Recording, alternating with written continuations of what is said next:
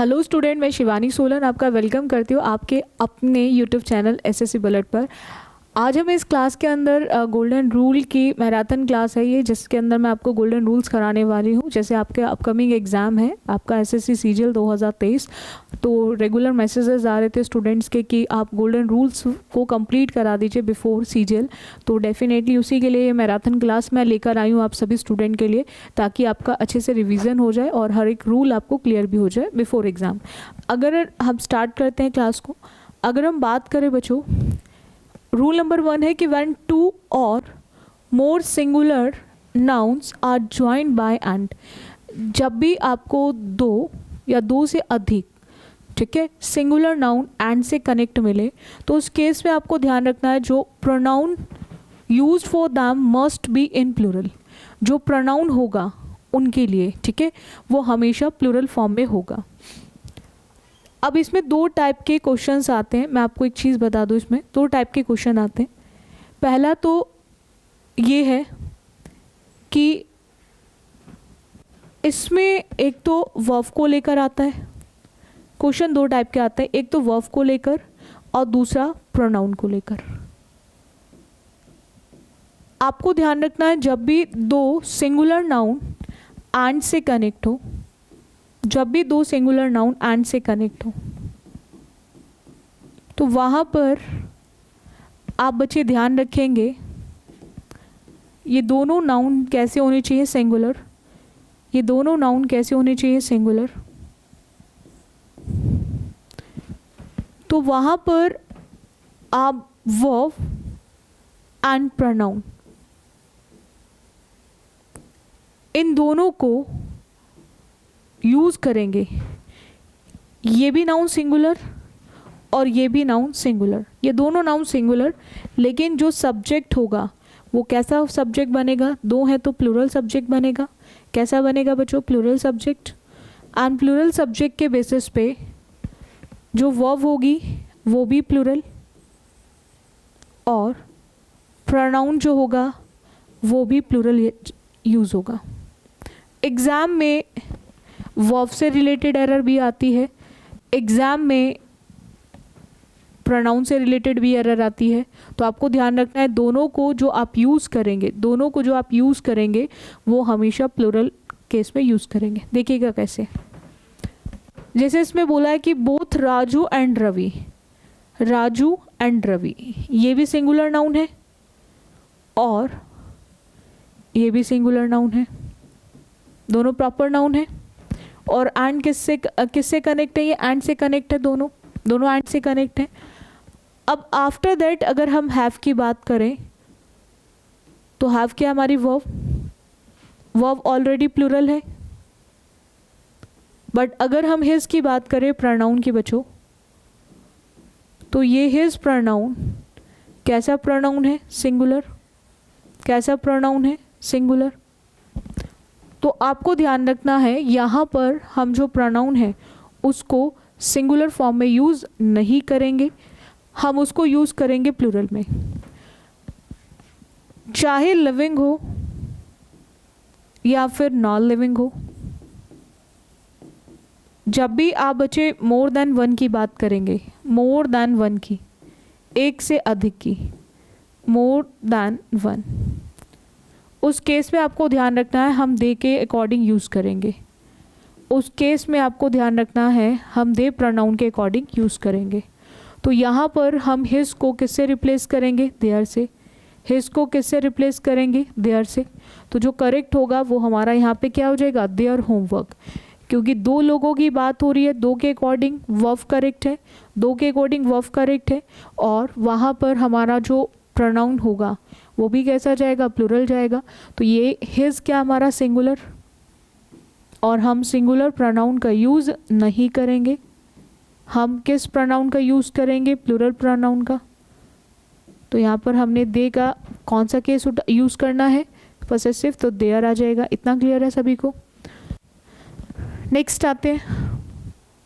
आज की जो क्लास है बहुत इंपॉर्टेंट क्लास है, बिकॉज मैं बहुत इंपॉर्टेंट रूल्स कराऊंगी आपको इस मैराथन क्लास में। जितने भी रूल्स आपके एग्ज़ाम्स में सबसे ज़्यादा पूछे जाते हैं, उन्हीं रूल्स को आज की हम इस क्लास में कवर करेंगे, ठीक है। देखो क्वेश्चन आपका CHSL 2022 का क्वेश्चन है। Fatima and Sana has both taken the vaccine.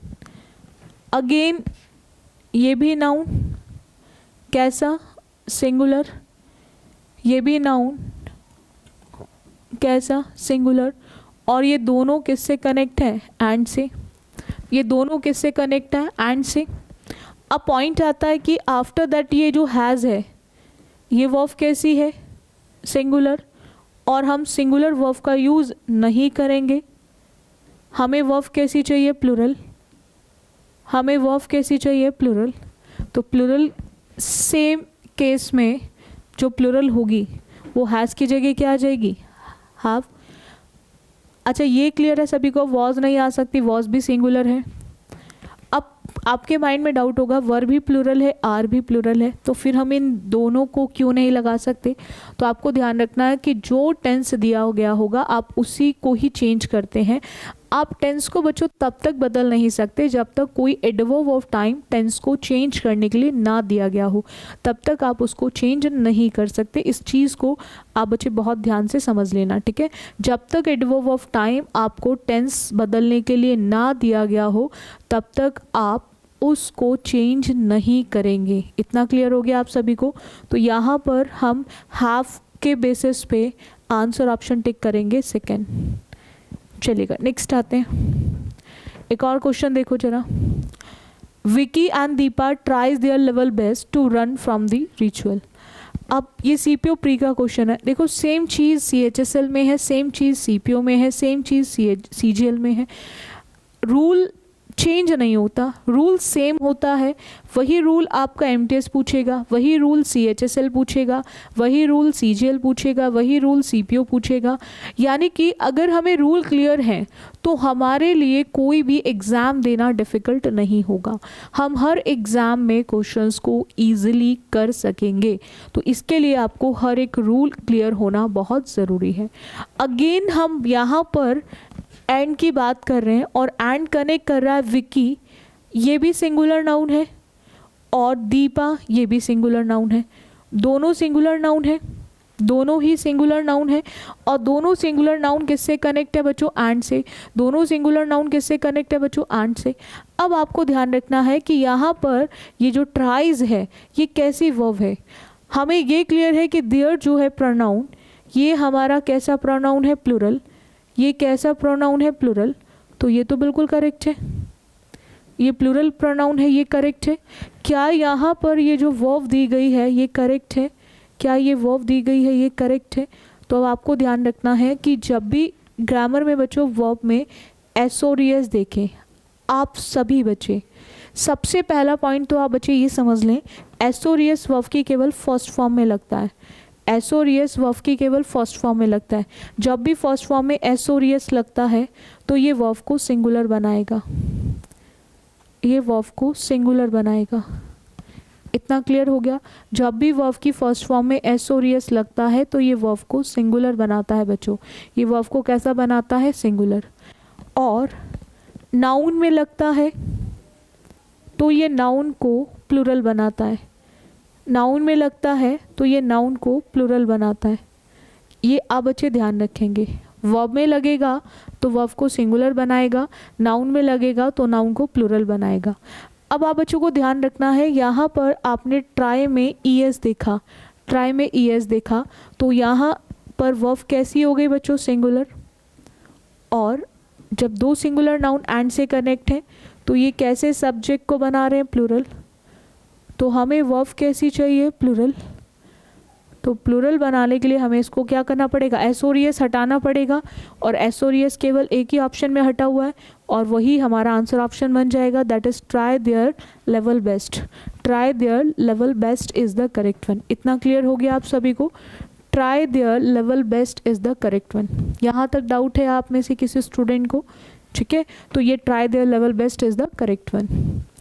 I hope आप सभी स्टूडेंट को क्लियर हो गया होगा। इसको उतार लेना, हर एक पॉइंट को आप सभी बच्चे बहुत ध्यान से लिखेंगे।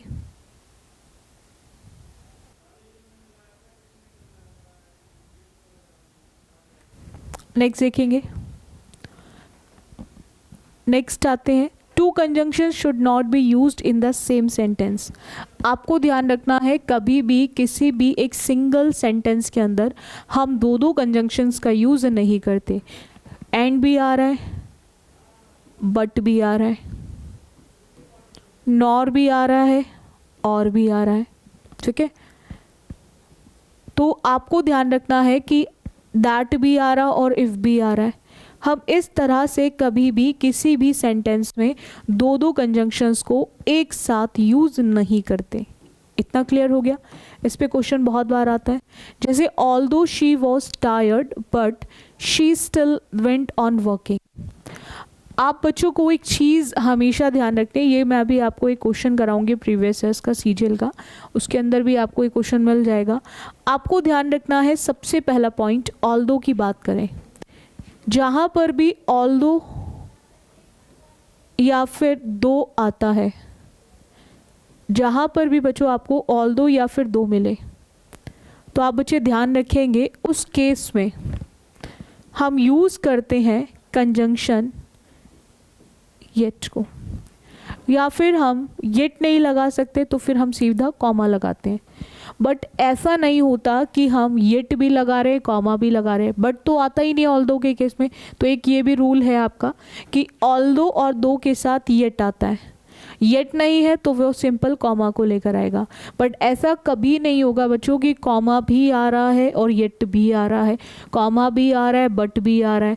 तो आपको ध्यान रखना है ऑल्दो एंड दो, ये वही ऑल्दो है जिसको आपने यद्यपि के नाम से पढ़ा होगा, यद्यपि के नाम से पढ़ा होगा। तो जब भी ये आपको सेंटेंस में मिलता है तो आप उस केस में या तो येट को यूज़ करो या सिंपल आप कॉमा का यूज़ करो। इतना क्लियर हो गया आप सभी को।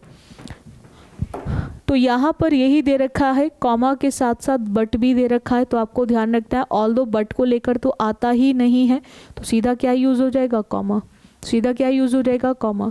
इस पे एक और क्वेश्चन देखना सभी बच्चे, although these books are not useful but the students buy them because their seniors did so. कभी कभी ऐसा हो जाता है, देखो आजकल ऐसा ही चल रहा है, देखा देखी में चीज़ें की जाती हैं, हम नहीं देखते कि वो चीज़ हमारे लिए यूज़फुल है भी या नहीं। हम भेड़ चाल में चलना बहुत पसंद करते हैं, हमें ऐसा लगता है भेड़ चाल में चल रहे हैं तो बहुत अच्छा कर रहे हैं हम, कि जिस और भीड़ भाग रही है उसी और हम भी भाग रहे हैं। सेम क्वेश्चन के अंदर यही है कि बुक्स यूज़फुल नहीं है लेकिन फिर भी बच्चा खरीद रहा है, क्यों? क्योंकि उनके सीनियर्स ने ऐसा करा है। तो ऐसा ही होता है ना, हम दूसरों को देखते हैं, अच्छा उसने ये ज्वाइन करा है, चलो हम भी उसको ज्वाइन कर लेते हैं। हम देखते हैं उसने दूसरे ने ये बुक खरीद ली, हम कभी भी चेक नहीं करना चाहते, हमें टाइम ही नहीं है चेक करने का। जो कि चीज़ें क्या होती हैं पहले चेक करनी है, क्योंकि हमारा फ्यूचर का सवाल है, चीज़ों को चेक करो, तो चेक करना बहुत ज़रूरी होता है। तो यहाँ पर भी वही केस है कि ऑल्दो को देखा तो आपको ध्यान रखना है यहाँ पर आप बट का यूज़ नहीं करेंगे। ऑल्दो के केस में या तो येट आता है या फिर कॉमा आता है, और इसी येट और कॉमा के बेसिस पे आप आंसर ऑप्शन सेकेंड टिक करेंगे। आप आंसर ऑप्शन कौन सा टिक करेंगे बच्चों, सेकेंड। इतना क्लियर हो गया आप सभी को। देखो ये मैराथन क्लास मैं आप स्टूडेंट की डिमांड पर ही लेकर आई हूँ, इसीलिए मैंने ये रखी है क्लास, ताकि स्टूडेंट्स के रेगुलर मैसेज आ रहे थे और एक दिन नहीं बहुत दिन से मैसेज आ रहे हैं गोल्डन रूल को लेकर, तो इसीलिए ये मैराथन क्लास रखी है। तो आप बच्चे बिल्कुल कनेक्ट रहें क्लास में और चीज़ों को समझे, हर एक पॉइंट को समझे, क्योंकि हर एक गोल्डन रूल आपके एग्ज़ाम के लिए बहुत इंपॉर्टेंट है। तो आपको हर एक रूल को बहुत ध्यान से सीखना है। चलिएगा नेक्स्ट आते हैं। नेक्स्ट की बात करें, although the children studied hard but they could not understand the topic without the help of the teacher. बिल्कुल करेक्ट। देखो ऐसा होता है कि हमें हर एक पर्सन को एक टीचर की ज़रूरत होती है, गुरु की ज़रूरत हमेशा पड़ती है, ठीक है। तो वहाँ पर भी वही पॉइंट है कि वो नहीं समझ पाएगा टॉपिक को, नहीं समझ सकता कि बिना किसकी हेल्प के, टीचर की हेल्प के। ये सीजीएल प्री का क्वेश्चन है 13/8/2021, जो मैंने अभी आपको समझाया था कि इस पे क्वेश्चन भी आ रखा है आपके एग्ज़ाम में, और ये सीजीएल में आ रखा है, और वो भी 2021 के अंदर ही। हमें कॉमा भी दे दिया, बट भी दे दिया, कॉमा भी दे दिया, बट भी दे दिया, और हम जानते हैं कि जहाँ ऑल्दो आता है वहाँ पर हम बट का यूज़ नहीं करते, या तो हम येट लगाते हैं या फिर हम सिंपल कॉमा का यूज़ करते हैं। तो अब आप देख सकते हो कि कॉमा कितने ऑप्शन में दे रखा है, तो कॉमा दे रखा है आपको कितने ऑप्शन में, 2। कॉमा कितने ऑप्शन में दे रखा है, 2। बाकी नो सब्सटीट्यूशन इसलिए ख़त्म हो जाएगा बिकॉज बट इनकरेक्ट है, तो हमें रिप्लेसमेंट की ज़रूरत तो है। 4th इसलिए ख़त्म हो जाएगा, बट आ रहा है तो ये भी ख़त्म। अब पॉइंट आता है कि हम फर्स्ट को टिक करें आंसर या फिर हम लोग थर्ड को टिक करें। हमें दे रखा although the children studied hard they रखा है और यहाँ पर हैड स्टडी डाल दिया, हैड स्टडीड डाल दिया, तो ये भी गलत, और बट भी दे रखा है, ये भी गलत। तो इसीलिए हमारा जो आंसर ऑप्शन होगा वो थर्ड हो जाएगा। क्या हो जाएगा, although the children studied hard, comma they could not understand the topic without the help of the teacher। इतना क्लियर हो गया आप सभी स्टूडेंट को? डाउट है यहाँ तक आप में से किसी स्टूडेंट को? तो सेम पॉइंट पर आपके एग्ज़ाम में भी क्वेश्चन पूछा गया है, सेम पॉइंट पर आपके एग्ज़ाम में भी क्वेश्चन पूछा गया है। यहाँ तक डाउट है बच्चों किसी को? नेक्स्ट आते हैं, both should be used by and, it should be used in the positive sense and in the negative sense neither nor should be used in the place of both। देखो जहाँ पर भी आप बच्चों को both मिले, इसको बहुत सिंपल सी लैंग्वेज में समझ लो, आपको ध्यान रखना है उसके साथ and का यूज़ होगा, और both and के साथ पॉजिटिव सेंस में आता है, ठीक है। नेगेटिव है तो फिर नाइदर नॉर आएगा, नाइदर नॉर, ना तो ये और ना ही ये। देखो किस तरह से, both Ravi as well as Raja were present there. हमने यहाँ पे रवि और राजा को देखा, उस रवि और राजा से पहले क्या दे रखा है, बोथ। तो बोथ के केस में आपको ध्यान रखना है हम as well as, along with, together with, in addition to, ठीक है, बिसाइड्स, लाइक, अनलाइक, इनका यूज़ नहीं करते, ठीक है। हम किसका यूज़ करेंगे, एंड का यूज़ करेंगे। तो ये एज वेल एज इनकरेक्ट है, एंड आ जाएगा। Both Ravi and Raja were present there, तो हमने जैसे ही बोथ को देखा तो बोथ के साथ हम क्या यूज़ करेंगे, एंड, बोथ के साथ हम क्या यूज़ करेंगे, एंड। इतना क्लियर हो गया आप सभी को? डाउट है यहाँ तक आप में से किसी बच्चे को? अब देखो एक क्वेश्चन भी देख लो, प्रीवियस क्वेश्चन, उससे पहले क्वेश्चन देखो, both the rich along with the poor are affected equally when prices of petrol and diesel, when the prices of petrol and diesel increase। आपको ध्यान रखना है कि जैसे ही आपने देखा बोथ को, तो बोथ कनेक्ट कर रहा है द रिच और द पुअर। मैंने कल ही गोल्डन रूल की क्लास में ये कराया था कि जब भी पुअर से पहले, पुअर एडजेक्टिव है, पुअर एडजेक्टिव है, और पुअर से पहले जब भी आर्टिकल द आता है तो उस केस में वो उसको पीसीएन बना देगा। पीसीएन का मतलब प्लूरल काउंटेबल नाउन, उस केस में वो उसको पीसीएन बना देगा। पीसीएन का मतलब होता है प्लूरल काउंटेबल नाउन, ठीक है। तो आपको ध्यान रखना है, तो उस केस में दोनों पीसीएन को जो कनेक्ट करने का काम है, ठीक है, वो बोथ के केस में कौन करेगा, अलोंग विद नहीं करेगा, वो कौन करेगा, एंड करेगा। और इसी एंड के बेसिस पे आपका आंसर ऑप्शन क्या हो जाएगा, फर्स्ट। आंसर ऑप्शन क्या हो जाएगा, फर्स्ट। हम यहाँ पर अलोंग विद की जगह क्या यूज़ करेंगे, एंड। अलोंग विद की जगह क्या यूज़ करेंगे, एंड। इतना क्लियर हो गया आप सभी बच्चों को? डाउट है यहाँ तक किसी को? चलेगा, नेक्स्ट आते हैं बच्चों। देखिएगा जरा ये question, he is both diligent dash efficient, ठीक है। डिलीजेंट समझते हो ना, जो आप बच्चे हैं, आप बच्चे जो भी क्लासेस आपको मिलते हैं एसएससी बुलेट पर, आप रेगुलर क्लासेस अटेंड करते हो, उसके मैसेजेस भी आते हैं कि मैम हम नोटबुक बना रहे हैं, जो बहुत अच्छा लगता है अगर टीचर आपके साथ मेहनत कर रहा हो और आप भी उस टीचर के साथ उतनी ही मेहनत कर रहे हो, यानी कि मेहनत के साथ आप पढ़ रहे हो। टीचर मेहनत क्यों कर रहा है, ताकि बच्चे सीख सके और बच्चा उस मेहनत को समझे और उसके बाद उस मेहनत का रिजल्ट दे, तो उससे बेस्ट कुछ भी नहीं हो सकता एक टीचर के लिए। तो अगर आप बच्चे नोट्स बना रहे हो, उसी नोट्स को लेकर आप मेरे को बार बार मैसेज डालते हो कि गोल्डन रूल्स की क्लास, तो यही तो चीज़ें हैं जो बार बार मुझे पुश करती हैं कि नहीं, मुझे आपको सारी चीज़ें करानी है बिफोर एग्ज़ाम, ठीक है। तो क्योंकि मैं आपके डेडिकेशन देखती हूँ कि आप मुझे ये बोलते हो कि हम नोट्स बना रहे हैं, तो प्रॉपर तरीके से नोट्स क्यों बना रहे हो, इट मीन्स कहीं ना कहीं आप चीज़ों को लेकर बहुत ज़्यादा सीरियस हो, और होना भी चाहिए, ये फ्यूचर का सवाल है आपके। तो यहाँ पर पॉइंट क्या है, तो आप बच्चे जो इतना ज़्यादा सीरियस और इतना सीरियसली तरीके से कर रहे हो, because you all are hard working, आप सभी बच्चे बड़े ही मेहनती बच्चे हो, हार्ड वर्किंग हो, बहुत ज़्यादा हार्ड वर्किंग बच्चे हो, मेहनती। इसी को हम एसिडियस भी बोलते हैं, इसी को हम एसिडियस भी बोलते हैं, जो बहुत ज़्यादा मेहनती लोग होते हैं, जो कठिन परिश्रम करते हैं। अब यहाँ पर हमने क्या देखा बच्चों, बोथ। तो बोथ के केस में आपको ध्यान रखना है, हम सिर्फ और सिर्फ एंड का यूज़ करेंगे, हम ऑल्सो, येट या फिर बट का यूज़ नहीं करेंगे। जैसे ही बोथ को देखेंगे तो हम हमेशा यूज़ करेंगे एंड को। इतना क्लियर हो गया आप सभी को? चलेगा, नेक्स्ट आते हैं।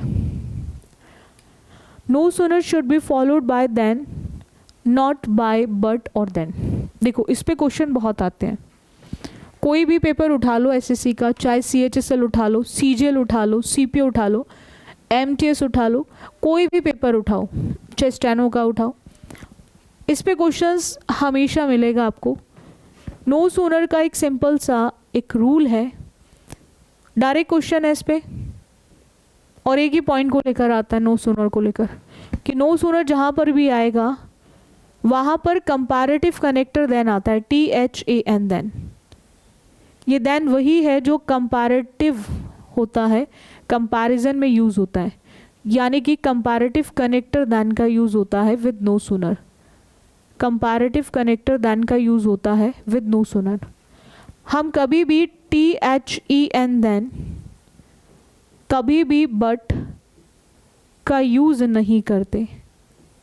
जब भी नो सूनर आता है तो वो हमेशा THAN देन को लेकर आता है, वो हमेशा THAN देन को लेकर आता है, नो सूनर। इतना क्लियर हो गया? नेक्स्ट देखिएगा, no sooner do I finish this book than I shall begin another. हमने जैसे ही नो सूनर को देखा तो आपको ध्यान रखना है, हम THEN देन का यूज़ नहीं करेंगे, हम THAN देन का यूज़ करेंगे। हम किसका यूज़ करेंगे? THAN देन, और उसी के बेसिस पर हम इसको करेक्ट कर देंगे, ठीक है। देखो एग्जाम में भी क्वेश्चन आता है बहुत, no sooner had she realised her blunder than she begin to take corrective measures. बहुत बार ऐसा हो जाता है कि इंसान जब तक उसको खुद रियलाइज़ नहीं होता अपनी गलतियों को लेकर, तब तक वो चीज़ों को सुधार नहीं पाते। जैसे उसको होता है तो वो ज़रूर कोशिश करता है कि अब उसमें क्या क्या चीज़ें करेक्ट हो सकती हैं, उसको करेक्ट करने की कोशिश करता है। तो यहाँ पर भी पॉइंट सेम है। नो सूनर की बात करें तो नो सूनर को देखकर आपको ध्यान रखना है कि THEN देन नहीं आएगा, नो सूनर के साथ THAN देन आएगा, THAN देन। इतना क्लियर हो गया आप सभी को? तो जहाँ पर भी आप नो सूनर देखें तो वहाँ पर THAN देन को लिखेंगे, और इसी देन के बेसिस पे आप आंसर ऑप्शन लगाएंगे सेकंड, इसी के बेसिस पे आप आंसर ऑप्शन लगाएंगे सेकंड। इतना क्लियर हो गया आप सभी बच्चों को? चलेगा, उतारेंगे इसको आप सभी बच्चे।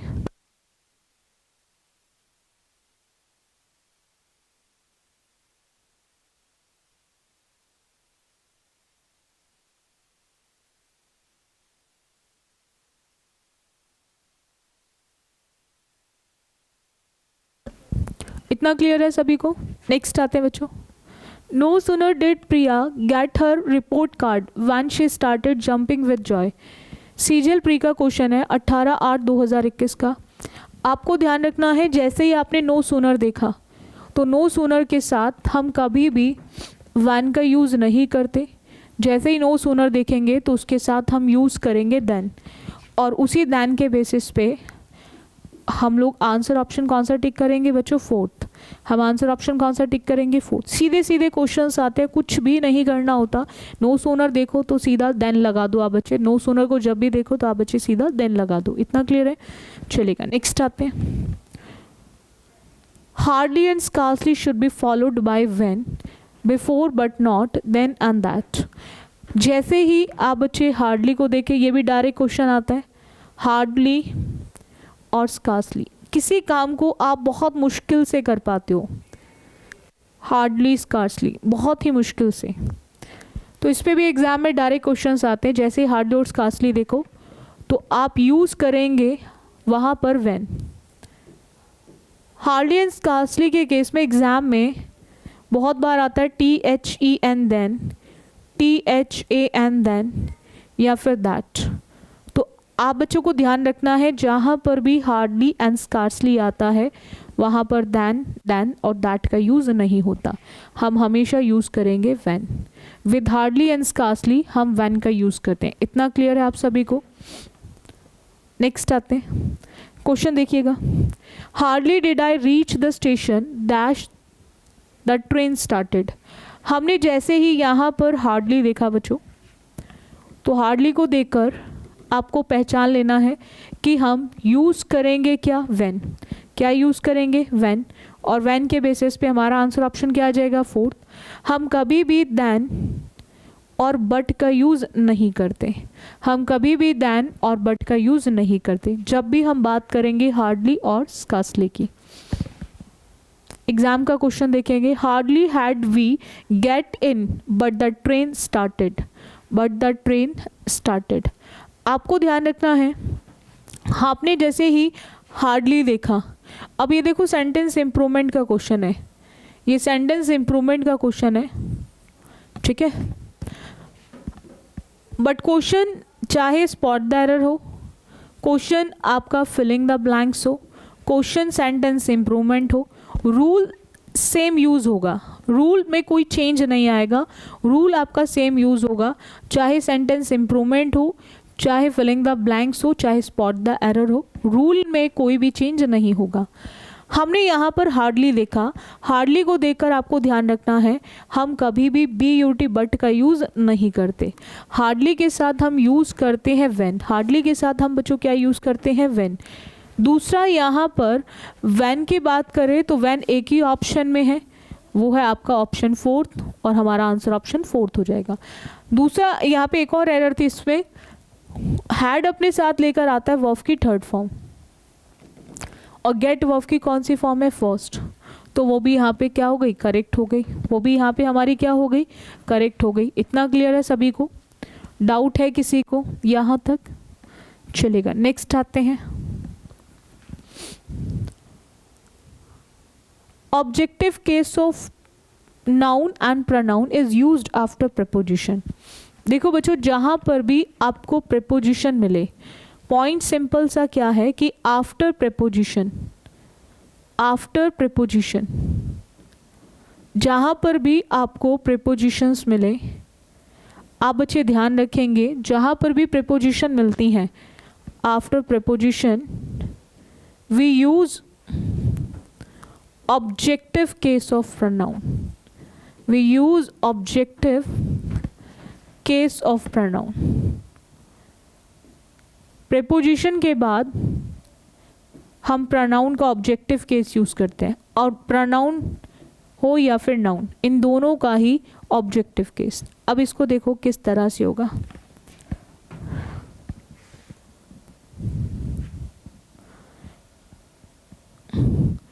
एक होता है बच्चों सब्जेक्टिव,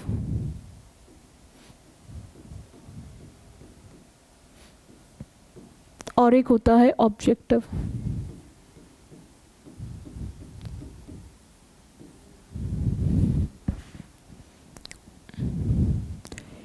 ही का हिम, शी का हर, दे का them, we का us, I का me, you का you, one का one, it का it। जहाँ पर भी आपको प्रीपोजिशन मिले तो आपको ध्यान रखना है उसके बाद आप इस केस को यूज़ करेंगे। ये केस है आपके प्रोनाउन का, आप उतारेंगे इसको आप सभी बच्चे, बहुत ध्यान से लिखेंगे हर एक पॉइंट को।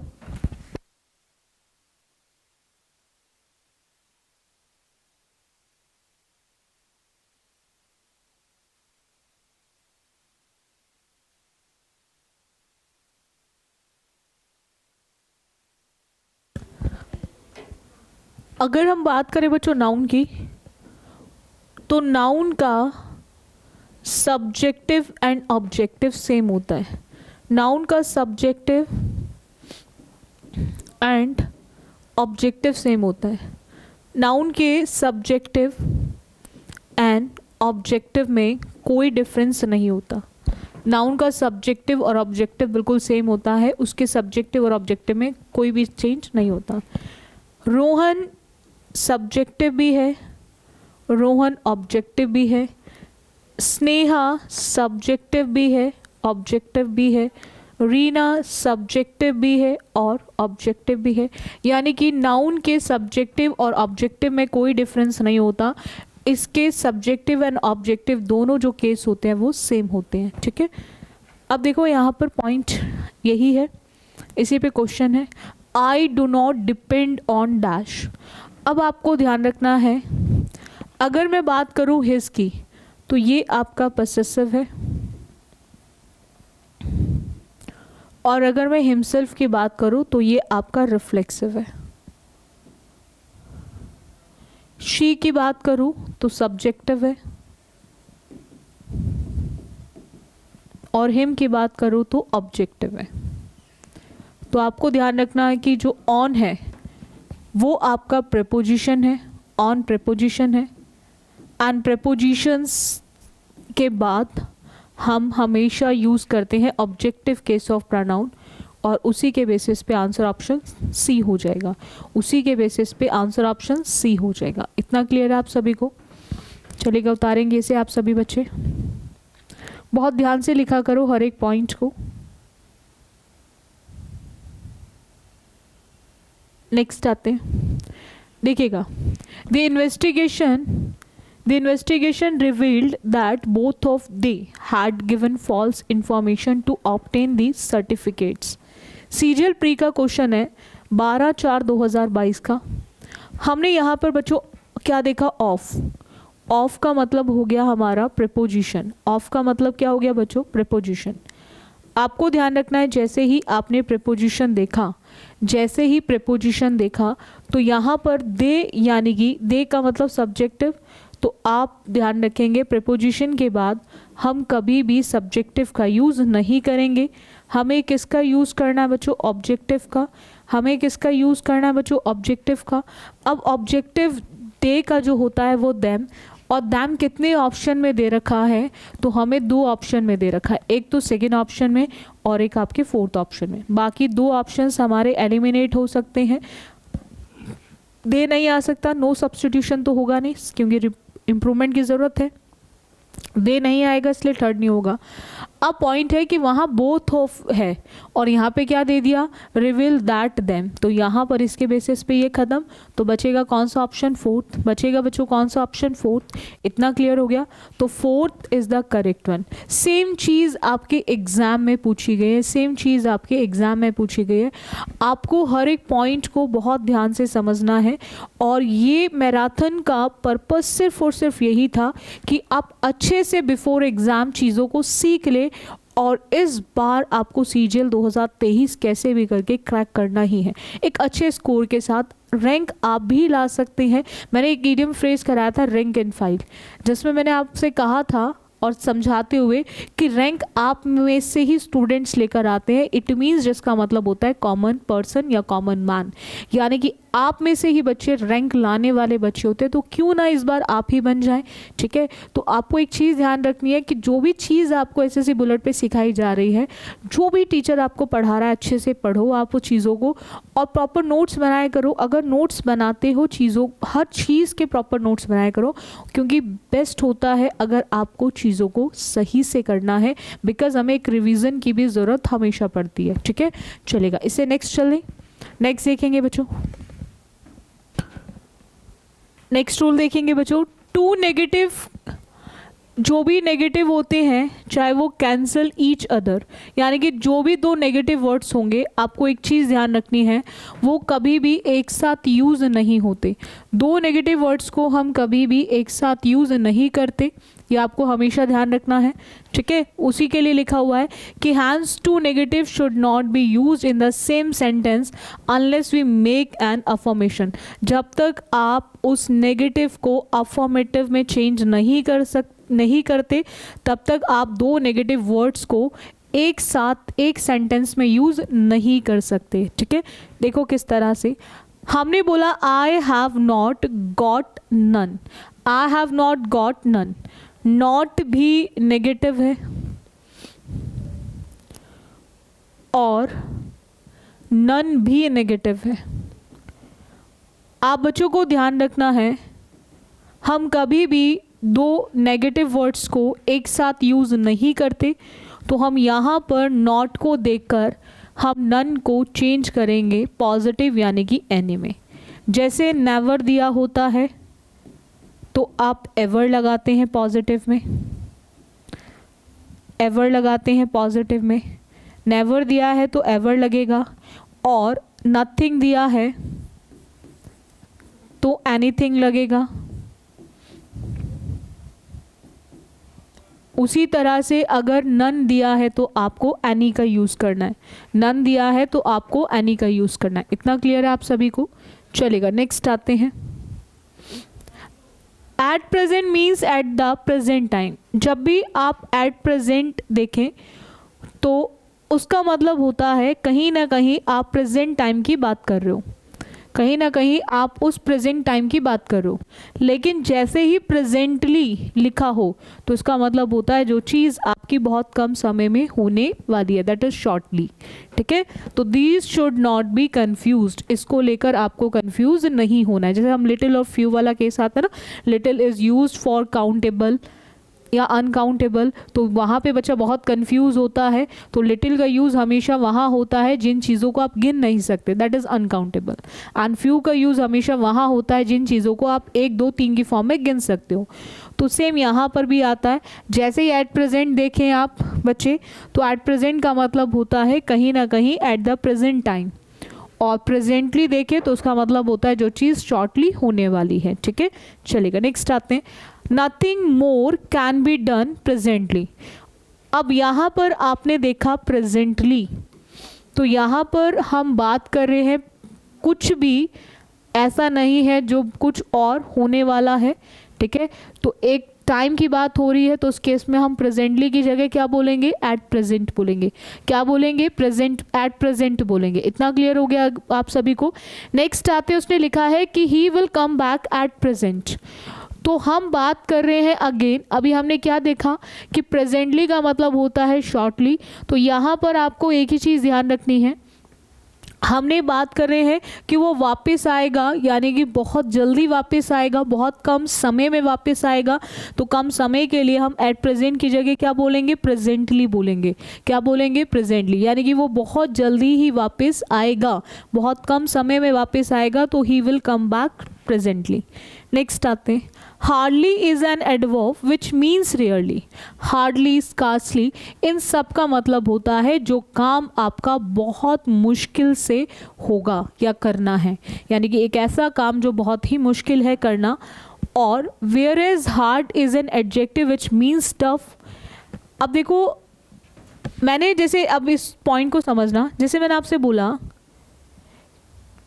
कि एडजेक्टिव का मतलब होता है, सबसे पहला पॉइंट, एडजेक्टिव का मतलब होता है बच्चों जो भी आपके नाउन और प्रोनाउन इन दोनों को क्वालिफाई करता है। जो भी आपके नाउन और प्रोनाउन इन दोनों को क्वालिफाई करता है उसको हम एडजेक्टिव बोलते हैं, उसको हम एडजेक्टिव बोलते हैं जो किसी भी नाउन और प्रोनाउन को क्वालिफाई करता है। ऐसे ही एक एडवर्ब आता है।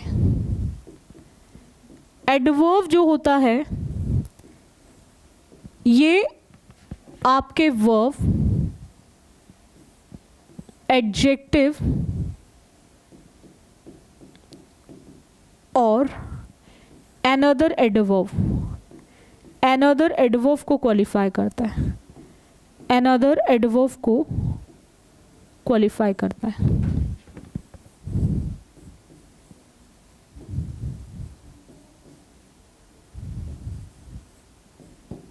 इतना क्लियर हो गया? वर्ब, एडजेक्टिव और अनदर एडवर्ब को क्वालिफाई करता है। जब भी आप बच्चे एडजेक्टिव में ly लगाते हैं तो ये एडजेक्टिव एडवर्ब बनेगा। जब भी आप एडजेक्टिव में ly लगाते हैं तो ये एडजेक्टिव आपका एडवर्ब बनेगा। जैसे ही आपने एडजेक्टिव में ly लगाया तो ये एडजेक्टिव आपका एडवर्ब बन जाएगा। ये आपको ध्यान रखना है। तो हार्डली एडवर्ब है जिसका मतलब होता है रेयरली, कोई भी काम बहुत मुश्किल से हो रहा है, और हार्ड का मतलब होता है जो चीज़ आपकी बहुत ज़्यादा कैसी है, टफ है, डिफ़िकल्ट है, ठीक है, जो चीज़ बहुत ज़्यादा कठिन है। अब इसमें भी बहुत बार हम लोग कंफ्यूज हो जाते हैं। It is a hardly job. ये हार्ड क्या है? जॉब। जॉब मतलब नाउन, और जो नाउन के बारे में बताता है उसको हम एडजेक्टिव बोलते हैं। जो नाउन के बारे में बताता है उसको हम एडजेक्टिव बोलते हैं। और हम इस एडजेक्टिव में ly यानी कि यहाँ पर हम नाउन को क्वालिफाई करने के लिए एडवर्ब का यूज़ नहीं कर सकते। तो हमें यहाँ पर हार्डली में से ly हटाकर क्या लिखना होगा? Hard. It is a hard job. ठीक है, ये जॉब कैसी है? ये कठिन जॉब है। ये कैसी जॉब है? कठिन जॉब है। इतना क्लियर हो गया आप सभी को? डाउट है यहाँ तक किसी को? चलेगा, नेक्स्ट आते हैं। Ago is always used with past and definite tense. So if ago is used in a sentence, that sentence must be in the past and definite. आपको ध्यान रखना है जहां पर भी आपको एगो मिले, लॉन्ग एगो मिले, 2 years एगो मिले,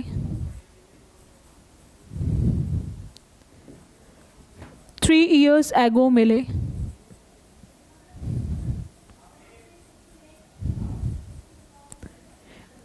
ये सब आपके पास्ट इंडेफिनिट को बताते हैं बच्चों। ये पास्ट इंडेफिनिट को बताते हैं। और पास्ट इंडेफिनिट में आपको ध्यान रखना है 2 चीज़ों को। अगर सेंटेंस अफर्मेटिव है तो आप ध्यान रखेंगे आप यूज़ करेंगे सब्जेक्ट के बाद वर्ब की सेकेंड फॉर्म। और अगर सेंटेंस आपका नेगेटिव है या सेंटेंस आपका इंटेरोगेटिव है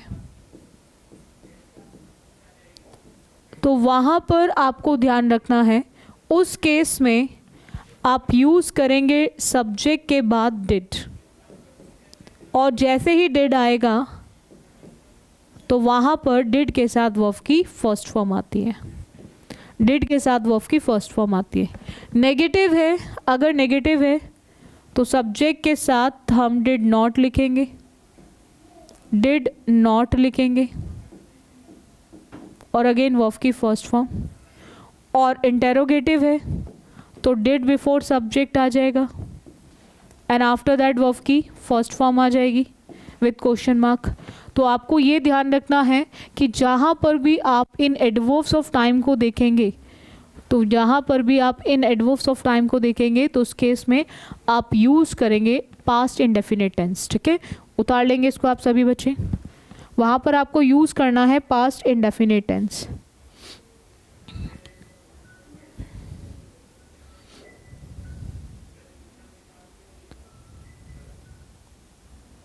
इतना क्लियर है आप सभी को?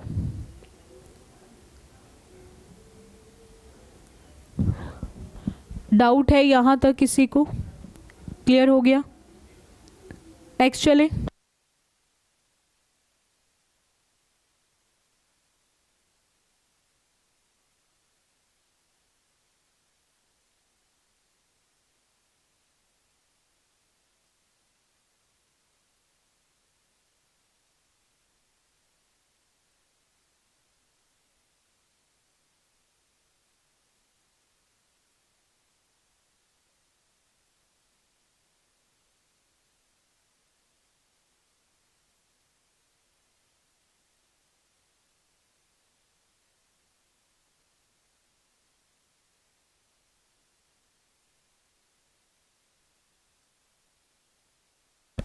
इतना क्लियर हो गया आप सभी को। नेक्स्ट आते बच्चों,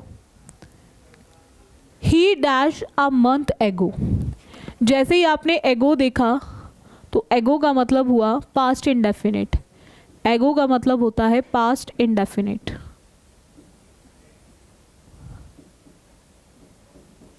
पास्ट इंडेफिनिट के केस में आपको ध्यान रखना है कम वर्ब की फर्स्ट फॉर्म है, कम की सेकेंड फॉर्म केम होती है बच्चों। Come first, came second and come again third होती है।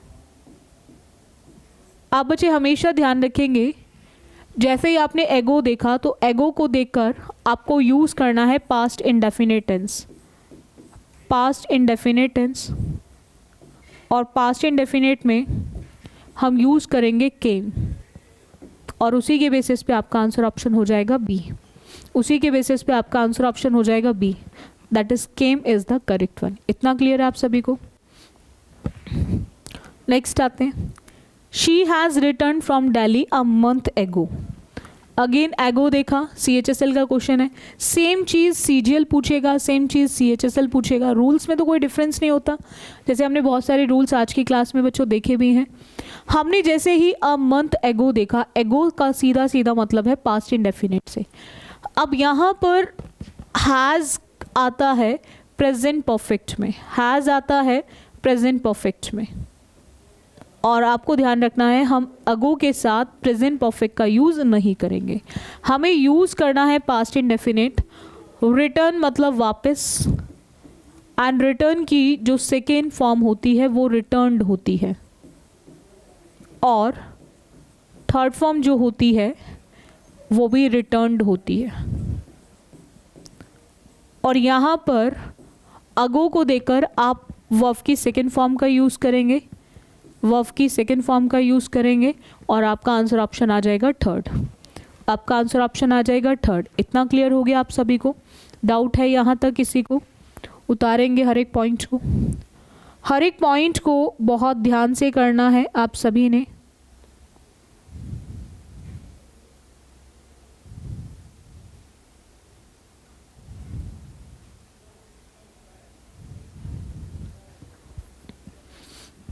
नेक्स्ट आते हैं, the sentence which starts with seldom, never, hardly, rarely, scarcely takes an inversion structure. सीधा सीधा इन्वर्जन ऑफ एडवर्ब लगता है, inversion of adverbs, inversion of adverbs. जब भी आप किसी सेंटेंस की स्टार्टिंग सेल्डम से देखें बच्चों, नेवर से देखें, हार्डली से देखें, रेयरली से देखें, स्कार्सली से देखें, इन्वर्जन का मतलब होता है उस केस में आपको इन सब के साथ हार्डली, स्कार्सली, रेयरली, इन सब वर्ड्स के साथ आपको ध्यान रखना है। पहले आप यूज़ करेंगे वर्ब को, एंड आफ्टर दैट आप यूज़ करेंगे सब्जेक्ट को। आफ्टर दैट आप यूज़ करेंगे सब्जेक्ट को। पहले आप वर्ब लिखेंगे और फिर आप सब्जेक्ट लिखेंगे। आप देखो सिंपल सा एक पॉइंट है, वो पॉइंट क्या है? Seldom I had seen such a beautiful sight. हमने सेल्डम को जैसे ही बिफोर सब्जेक्ट देखा, तो बिफोर सब्जेक्ट जब भी सेल्डम को देखते हैं यानी कि सेंटेंस के स्टार्टिंग में, तो वहाँ लगेगा इन्वर्जन, वहाँ लगेगा बच्चों इन्वर्जन ऑफ एडवर्ब्स, और इन्वर्जन ऑफ एडवर्ब्स में हमें यूज़ करना है वर्ब को बिफोर सब्जेक्ट।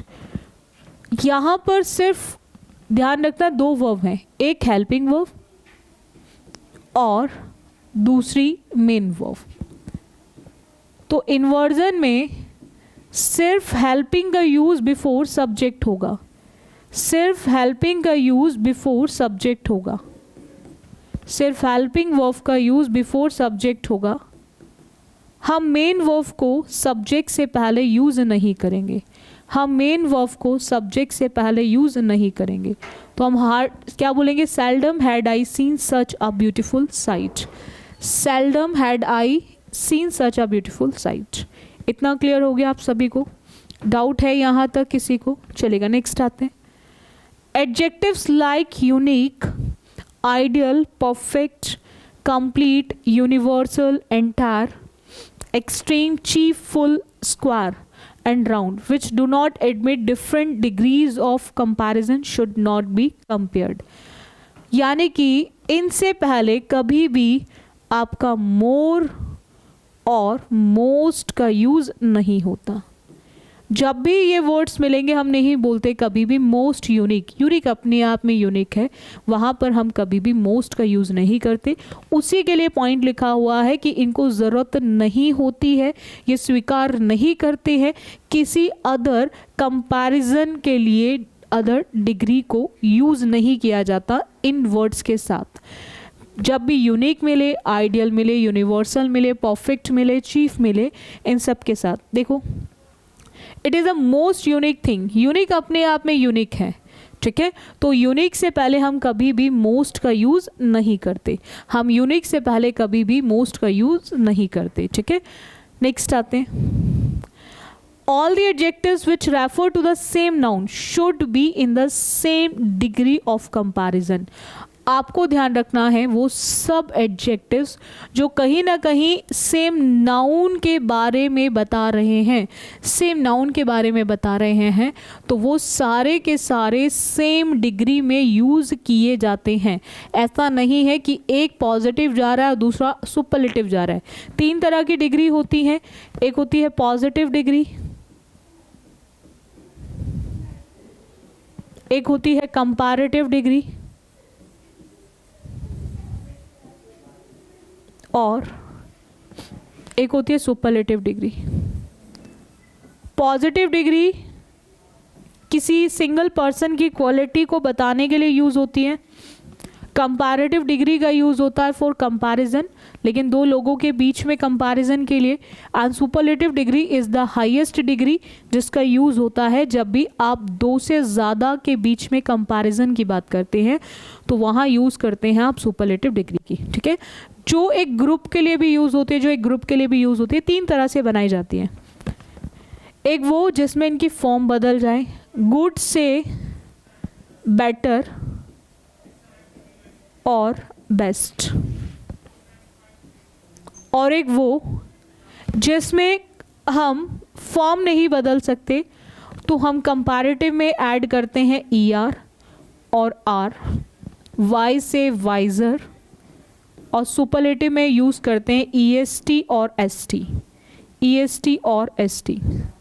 वाइजर से वाइजेस्ट, वाइजर से वाइजेस्ट. और एक वो फॉर्म जिनमें हम ER भी नहीं लगा सकते, तो वहाँ पर हमें कंपैरेटिव में ऐड करना होता है मोर, यानी कि मोर ऑनेस्ट. और सुपरलेटिव में ऐड करते हैं हम मोस्ट, यानी कि मोस्ट ऑनेस्ट, मोस्ट ऑनेस्ट. ये 3 केसेस होते हैं डिग्री के, ये 3 केसेस होते हैं डिग्रियों के, ठीक है. ये 3 तरह से बनाई जाती हैं, पॉजिटिव, कंपैरेटिव. इसी के लिए बोला जा रहा है कि जब भी आप एक ही पर्सन की सारी क्वालिटीज़ की बात करेंगे तो वो सेम डिग्री में यूज़ होंगी, या तो वो कंपैरेटिव या फिर वो सुपरलेटिव. ऐसा नहीं है कंपैरेटिव जा रही है दूसरी सुपरलेटिव जा रही है, ठीक है. देखो, he is the wisest and honest worker in the office. अब यहाँ पर हम बात कर रहे हैं ही की, ठीक है. वाइजेस्ट एंड ऑनेस्ट इन दोनों एडजेक्टिव्स का, क्योंकि दोनों क्वालिटीज़ हैं ही की, इनका यूज़ कर रहे हैं हम ही के लिए. तो यानी कि दोनों क्वालिटीज़ ही के बारे में बता रही हैं.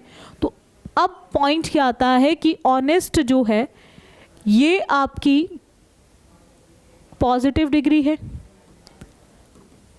पॉजिटिव डिग्री है, और वाइजेस्ट आपकी सुपरलेटिव डिग्री है. जब हम सेम पर्सन की बात कर रहे हैं, तो जब हम सेम पर्सन की बात कर रहे हैं तो दोनों को हमें सेम डिग्री में लिखना पड़ेगा, दोनों को सेम डिग्री में लिखना पड़ेगा जब सेम पर्सन की बात हो रही है. तो अब आपको ध्यान रखना है यहाँ पर अब आपको ध्यान रखना है एक पॉइंट को कि यहाँ पर हम सुपरलेटिव या पॉजिटिव, अब इन द ऑफिस की बात हो रही है। ऑफिस में एक दो तो वर्कर होंगे नहीं, डेफिनेटली 2 से ज़्यादा होंगे। तो जब हम 2 से ज़्यादा की बात करेंगे, ठीक है, तो उस केस में आपको ध्यान रखना है सुपरलेटिव आएगी। तो सुपरलेटिव में वाइजेस्ट होता है, लेकिन ऑनेस्ट में हम EST नहीं लगा सकते, और जिनमें हम EST नहीं लगा सकते उसमें क्या लगाते हैं, मोस्ट। तो क्या होगा, he is the wisest and most honest worker in the office. इतना क्लियर हो गया आप सभी को? डाउट है यहाँ तक किसी को? क्लियर हो गया सभी को पॉइंट? चलेगा, नेक्स्ट आते हैं। यहाँ तक क्लियर हो गया सभी को पॉइंट? नेक्स्ट की बात करें बच्चों, farther means more distant and further additional. एक होता है फार, दूरी, और दूरी से ये फार्दर बना है। फार्दर का यूज़ होता है डिस्टेंस के लिए, मोर डिस्टेंस के लिए, जब अति दूरी की बात की जाती है। और फर्दर, फर्दर का यूज़ होता है जब भी आप एक्स्ट्रा एंड एडिशनल की बात करें। एक्स्ट्रा एंड एडिशनल की बात करें तो आप फर्दर का यूज़ करेंगे। आप फर्दर का यूज़ करेंगे जब भी आप एक्स्ट्रा और एडिशनल की बात करते हैं। इतना क्लियर हो गया आप सभी बच्चों को? अब देखो बच्चों, पॉइंट क्या आता है, he insisted on further improvement. Further आएगा, फार्दर नहीं आएगा। इम्प्रूवमेंट यानी कि उसको और भी इम्प्रूवमेंट की ज़रूरत है। यहाँ दूरी की बात नहीं है, हम डिस्टेंस की बात नहीं कर रहे हैं। तो जब डिस्टेंस की बात नहीं कर रहे हैं तो हमें क्या लिखना पड़ेगा, फर्दर। हमें क्या लिखना पड़ेगा, फर्दर। तो यहाँ पे क्या आएगा, he insisted on further improvement. उसने मुझे फोर्स किया और इम्प्रूवमेंट के लिए, ठीक है, कि कहीं ना कहीं बिल्कुल सही है। जब हमें कुछ कर सकते हैं और अच्छा कर सकते हैं तो हमारे जो बड़े होते हैं, हमारे पेरेंट्स, हमारे टीचर, जैसे मैं आपसे बोलती हूँ हमेशा कि आप बच्चे रैंक ला सकते हैं, आप भी रैंक ला सकते हो। उसके लिए थोड़ा सा ही तो आपको हार्डवर्क प्लस स्मार्ट वर्क करना है। सिर्फ हार्डवर्क से सिलेक्शन नहीं आएगा, उसके साथ साथ थोड़ा सा स्मार्ट वर्क भी करना पड़ेगा। कहीं ना कहीं आपको चीज़ों के अंदर थोड़ा सा टाइम मैनेजमेंट पे फोकस करना पड़ेगा। एक है मुझे क्वेश्चन आता है मैं सॉल्व कर सकता हूँ, और एक है मैं उसको सेकंड्स में सॉल्व कर सकता हूँ। तो ये क्या है, हार्ड वर्क नहीं, स्मार्ट वर्क है कि सेकंड्स में किस तरह से, जैसे मैंने आपको पैराजंबल की मैंने बहुत सारी क्लासेस SSC बुलेट पे ली हैं, जिसमें मैंने आपको ट्रिक समझाई है कि आप किस तरह से जो आप 5 से 10 मिनट में क्वेश्चन करते थे अपने टाइम पर बिना किसी क्लासेस लिए, उसी क्वेश्चन को आप चाहते हो कि सेकंड्स में करूं, तो वो जो मिनट्स का सेकंड में जो गेम है वो कैसे होगा, वो सिर्फ एलिमिनेशन से होगा। तो वहाँ हार्ड वर्क नहीं, थोड़ा सा स्मार्ट वर्क करना पड़ेगा। थोड़ा सा स्मार्ट बन जाओ तो अपने आप चीज़ें होना शुरू हो जाएंगी। चलेगा, नेक्स्ट आते हैं। To express quantity and degree some is used in affirmative sentence and any in negative और इंटेरोगेटिव। अगर आप चाहते हैं कि क्वांटिटी को दिखाना, क्वांटिटी का मतलब होता है सीधा सीधा अनकाउंटेबल नाउन। तो अनकाउंटेबल नाउन में जब भी हम बात करते हैं अनकाउंटेबल नाउन की, तो क्वांटिटी के लिए हम सम का भी यूज़ करते हैं और एनी का भी। बस एनी तब आएगा जब सेंटेंस इंटेरोगेटिव हो या फिर नेगेटिव हो। सम कब आएगा, जब आपका सेंटेंस अफर्मेटिव होगा। अगर अफर्मेटिव है क्वांटिटी में तो आपका फिर सम आएगा, और सेंटेंस नेगेटिव या इंटरोगेटिव है तो एनी आएगा। इतना क्लियर है आप सभी को? देखिएगा, have you bought some mangoes. जैसे ही आपने हेल्पिंग वर्ब को बिफोर सब्जेक्ट देखा और एट द एंड आपने क्वेश्चन मार्क को देखा, एट द एंड आपने क्वेश्चन मार्क को देखा, तो ये क्लियर है कि सेंटेंस हमारा इंटेरोगेटिव है। और अभी हमने क्या सीखा, जब भी इंटेरोगेटिव सेंटेंस होगा या फिर नेगेटिव सेंटेंस होगा, तो वहाँ पर हम सम का यूज़ नहीं करेंगे। किसका यूज़ करेंगे? एनी का। किसका यूज़ करेंगे? एनी का। इतना क्लियर हो गया आप सभी को? हम किसका यूज़ करेंगे बच्चों? एनी का। यहाँ तक डाउट है किसी को?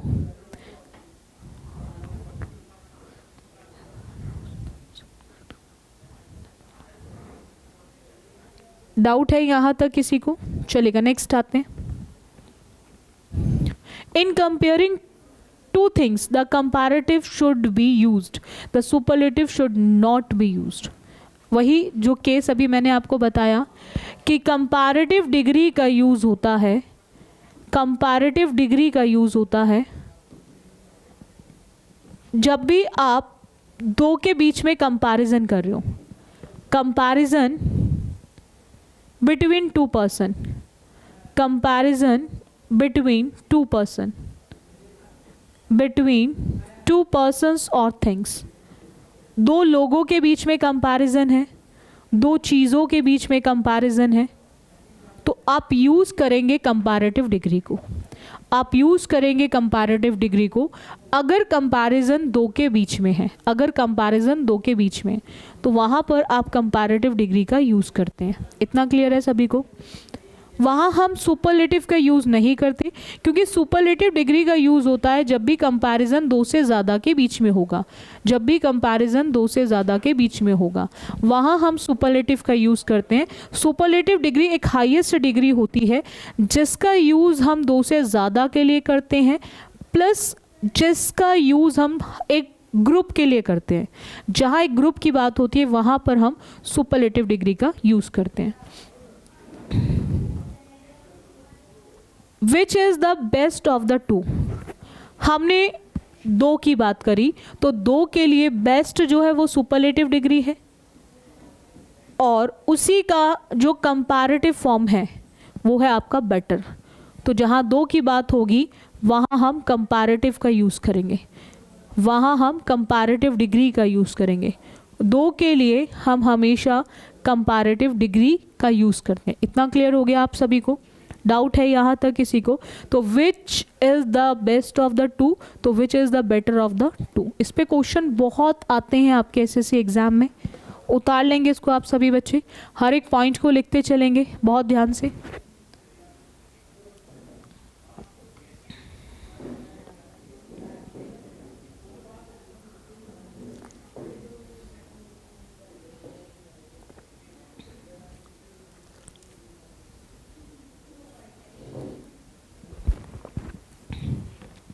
नेक्स्ट देखिएगा, double comparatives and superlative should not be used.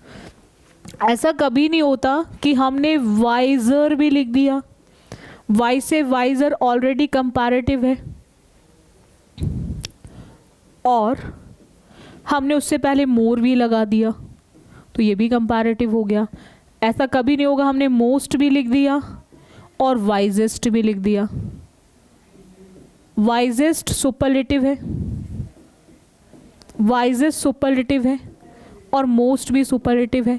तो यानी कि दो दो कंपैरेटिव, दो दो सुपरलेटिव का यूज़ हम कभी भी एक साथ एक सेंटेंस में नहीं करते। इस पे क्वेश्चंस बहुत आते हैं आपके एसएससी सीजीएल में, सीपीओ में, स्टैनो में बहुत क्वेश्चंस आते हैं डबल कंपैरेटिव को लेकर कि मोर भी आ रहा है, वाइजर भी आ रहा है, मोर भी आ रहा है, बेटर भी आ रहा है, ठीक है, मोर भी आ रहा है, ब्रेवर भी आ रहा है। यानी कि दो दो कंपैरेटिव, दो दो सुपरलेटिव को हम एक साथ एक सेंटेंस में कभी भी यूज नहीं करते। He is the most cleverest boy in the class. अब देखो, आप बच्चे के माइंड में डाउट ज़रूर आएगा कि हम यहाँ पर ऐसा भी तो है, हम मोस्ट लगा दें, क्लेवरेस्ट को हटा दें। अब देखो, मैं आपको दो चीज़ें समझा देती हूँ। एक होता है बच्चों आपका ग्रेडेबल एडजेक्टिव, एक होता है आपका ग्रेडेबल एडजेक्टिव और एक होता है आपका non gradable adjective. Non gradable adjective, आप बच्चों को ध्यान रखना है,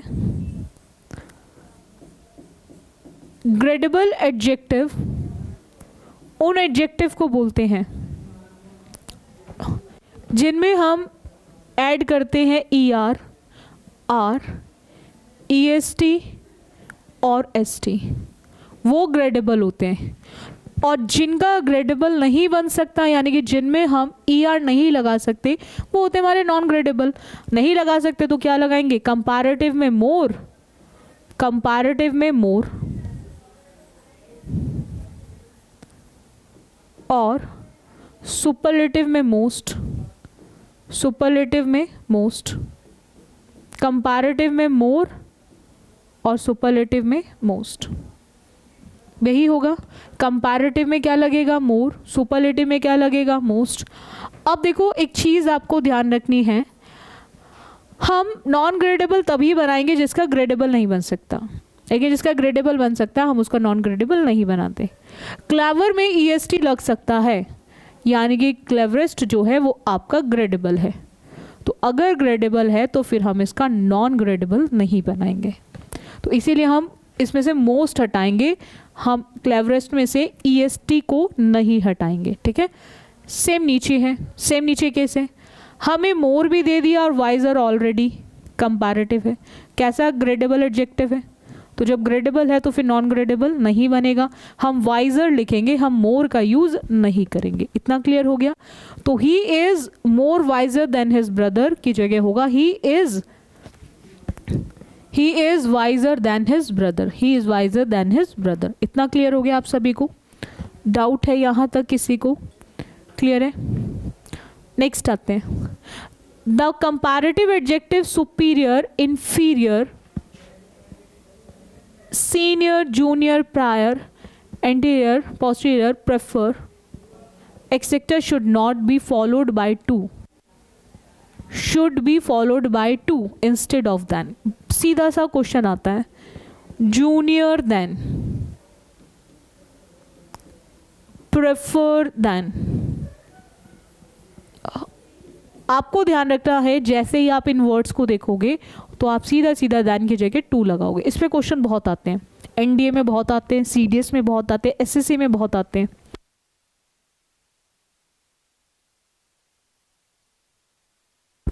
तो आप बच्चे ध्यान रखेंगे, इनके साथ हम T और टू का यूज करते हैं। देखिएगा, he is senior than me. जैसे ही आपने सीनियर वर्ड को देखा तो आपको ध्यान रखना है वहां देन नहीं टू लगेगा, वहां पर देन नहीं टू लगेगा। सीनियर के साथ हम हमेशा टू का यूज करते हैं, देन का यूज नहीं करते। इतना क्लियर हो गया आप सभी को? तो जैसे सीनियर देखोगे तो देन की जगह क्या आएगा? टू। देन की जगह क्या आएगा बच्चों? टू। लिख लो, इसको उतार लेंगे ध्यान से।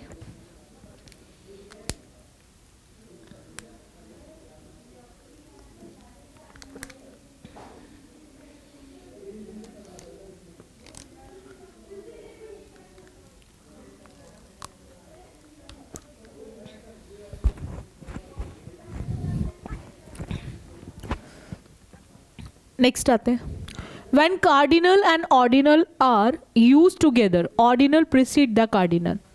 अब बहुत सारे ऐसे बच्चे होंगे जिनको नहीं पता होगा ये कार्डिनल ऑर्डिनल क्या है। एक होते बच्चों ऑर्डिनल और एक होते कार्डिनल। एक ऑर्डिनल एडजेक्टिव्स और एक कार्डिनल एडजेक्टिव्स।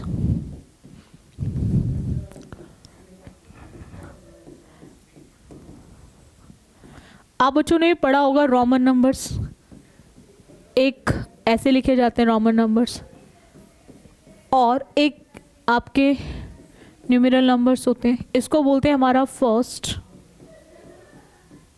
इसको बोलते हैं सेकंड, इसको बोलते हैं थर्ड और ये होते हैं 1 2 3।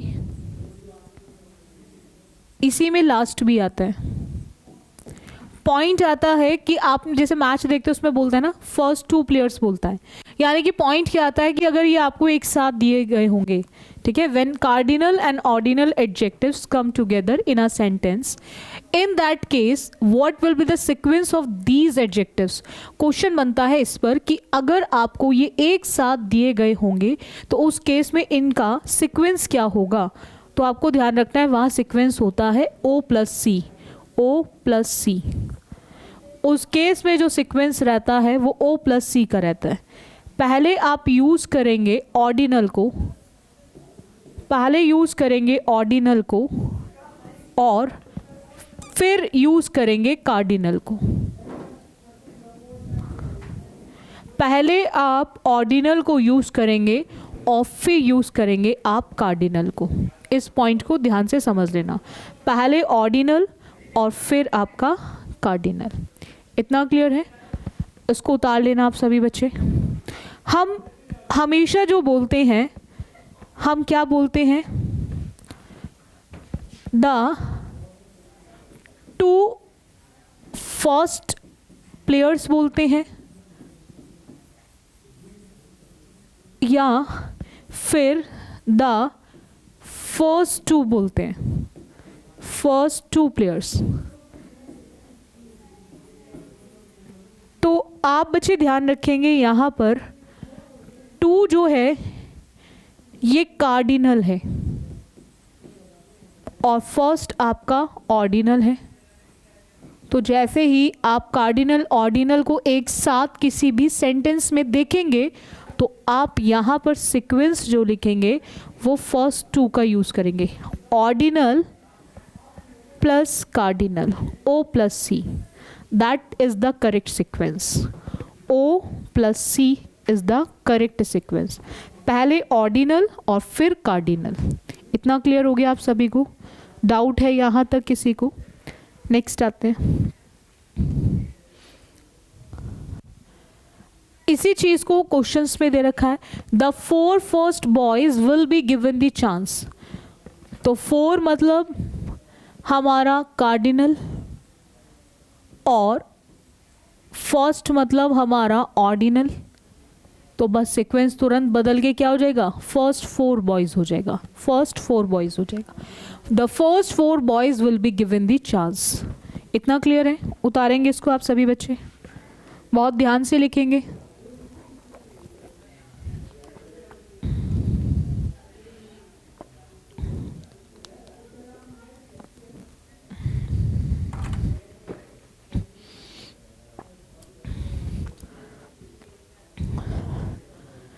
The present perfect tense is not used with the adverbs of past time like yesterday in 1990.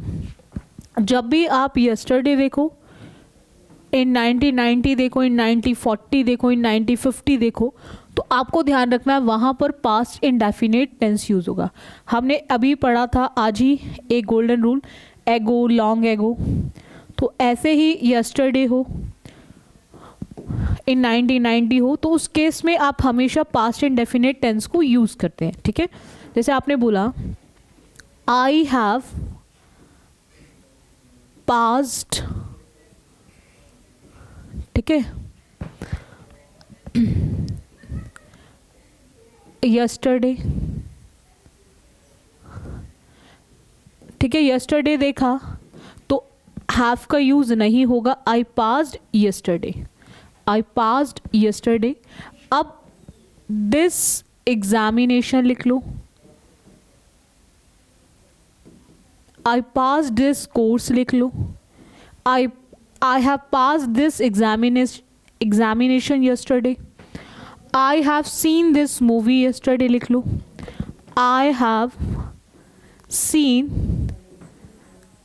this movie yesterday लिखो, yesterday। तो जैसे ही yesterday लिखा तो have हटेगा और पास्ट इंडेफिनिट में मैंने आज ही स्ट्रक्चर सिखाया आपको।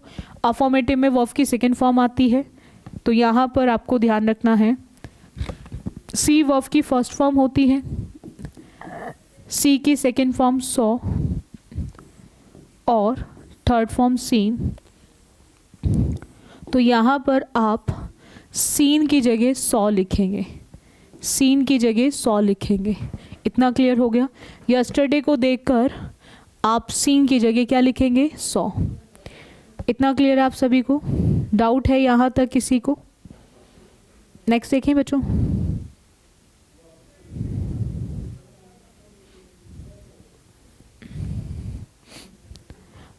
सेम चीज़ है, I have bought a cycle yesterday. Yesterday देखा तो क्लियर है, यस्टरडे मतलब पास्ट इंडेफिनिट। पास्ट इंडेफिनिट में हम हैव का यूज़ नहीं करेंगे। बाय मतलब होता है किसी चीज़ को खरीदना, और खरीदने की सेकेंड एंड थर्ड फॉर्म होती है bought. Second and third form होती है बॉट। सेकेंड फॉर्म भी बॉट और थर्ड फॉर्म भी बॉट। तो आप बच्चे ध्यान रखेंगे, आप हैव को हटाकर सीधा सीधा बॉट का यूज़ करेंगे। I bought a cycle yesterday, I bought a cycle yesterday. इतना क्लियर हो गया आप सभी को? डाउट है यहाँ तक किसी को? नेक्स्ट आते हैं, past perfect tense is use to represent the earlier of two actions.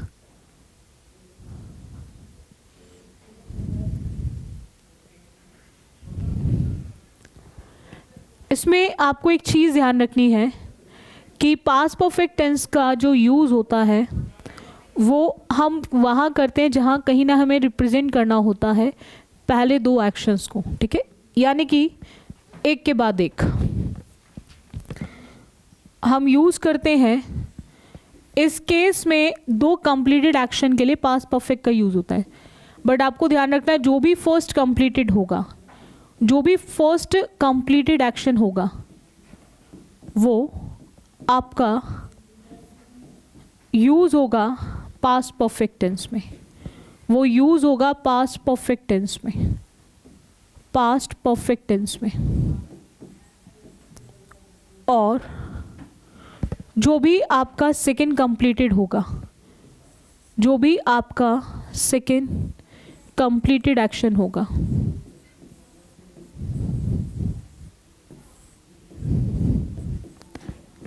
वो आपका यूज़ होगा पास्ट इंडेफिनिट में। जो भी सेकेंड कंप्लीटेड होगा वो आपका यूज़ होगा पास्ट इंडेफिनिट में। अगर मैं बात करूँ बच्चों पास्ट परफेक्ट की, तो आपको ध्यान रखना है पास्ट परफेक्ट में हैड के साथ यूज़ होती है वर्ब की थर्ड फॉर्म। पास्ट परफेक्ट में हैड के साथ यूज़ होती है वर्ब की थर्ड फॉर्म। और पास्ट इंडेफिनिट की बात हो तो वहाँ पर अफॉर्मेटिव है तो वर्ब की सेकेंड फॉर्म अफॉर्मेटिव में, और डिड के साथ वर्ब की फर्स्ट फॉर्म सेंटेंस नेगेटिव हो या फिर इंटेरोगेटिव, तो वहाँ पर हम यूज़ करते हैं डिड के साथ वर्ब की फर्स्ट फॉर्म। वहाँ यूज़ करते हैं डिड के साथ वर्ब की फर्स्ट फॉर्म अगर सेंटेंस आपका नेगेटिव और इंटेरोगेटिव है। यही पॉइंट यहाँ पर दे रखा है, when I reach the station the train already left. दो काम हुए हैं, एक तो पहुँचने का रीच्ड और एक ट्रेन के निकलने का लेफ्ट। अब दोनों एक्शन तो एक साथ नहीं हुए होंगे ना बच्चों, दोनों एक्शन तो एक साथ नहीं हुए होंगे, डेफिनेटली एक के बाद एक होगा। तो पहले जो एक्शन है, जो पहला एक्शन होगा वो किस में जाएगा, पास्ट परफेक्ट में। तो पास्ट परफेक्ट का मतलब हैड के साथ वर्ब की थर्ड फॉर्म। तो आपको ध्यान रखना है जो भी पहला कंप्लीटेड एक्शन है वो जाएगा आपके पास्ट परफेक्ट में। तो पहले ट्रेन निकली और तब वो वहाँ पर पहुँचा, पहले ट्रेन निकली तब वो वहाँ पर पहुँचा, तो यानी कि ट्रेन जो निकल गई वो पास्ट परफेक्ट में, पास्ट परफेक्ट में हैड के साथ वर्ब की थर्ड फॉर्म। लीव वर्ब की फर्स्ट फॉर्म होती है और लीव की सेकेंड एंड थर्ड फॉर्म होती है लेफ्ट। लीव की सेकेंड एंड थर्ड फॉर्म होती है लेफ्ट। तो आपको ध्यान रखना है यहाँ पर हम लेफ्ट और दूसरा ऑलरेडी हमारा पास्ट इंडेफिनिट है, दूसरा ऑलरेडी पास्ट इंडेफिनिट है जो बिल्कुल करेक्ट है। तो इस चीज़ को आपको ध्यान रखना है। इतना क्लियर हो गया। आई होप आप सभी बच्चों को गोल्डन रूल क्लियर हो गए होंगे, ठीक है। सो इसके साथ ये मैराथन क्लास अभी यहीं पे ख़त्म करते हैं। और भी कुछ मैं आपको एक और मैराथन दूंगी गोल्डन रूल्स की आपके अपकमिंग एग्ज़ाम के लिए, सीजीएल 2023 के लिए, तो वो करेंगे हम नेक्स्ट क्लास में, ठीक है। नेक्स्ट डे फिर एक मैराथन लेकर आएंगे, ठीक है, आपके लिए गोल्डन रूल की। और बिल्कुल भी वरीड नहीं हो, आपको हर चीज़ कराई जाएगी और मॉक्स ज़रूर लगाओ। बाकी हर क्लास की जो पीडीएफ्स है वो आप टेलीग्राम एसएससी बुलेट के टेलीग्राम चैनल पे वहाँ से ले सकते हो। और रेगुलर क्लासेस चलती हैं, मॉक की क्लास चलती है 4:15 पे, तो रेगुलर लाइव क्लास अटेंड करो आप सभी बच्चे। और मैराथन जब तक मिल रही है हमको, मैराथन्स को भी लो। और हर रूल्स की, जैसे आप बच्चे मुझे मैसेज करते रहते हो कि हम नोट्स बना रहे हैं, तो बहुत अच्छी बात है अगर आप बच्चे नोट्स बना रहे हो, ठीक है। तो अच्छे से नोट्स बनाओ, प्रॉपर तरीके से तैयारी करो। So thank you student for this session. बाकी करेंगे हम नेक्स्ट क्लास में।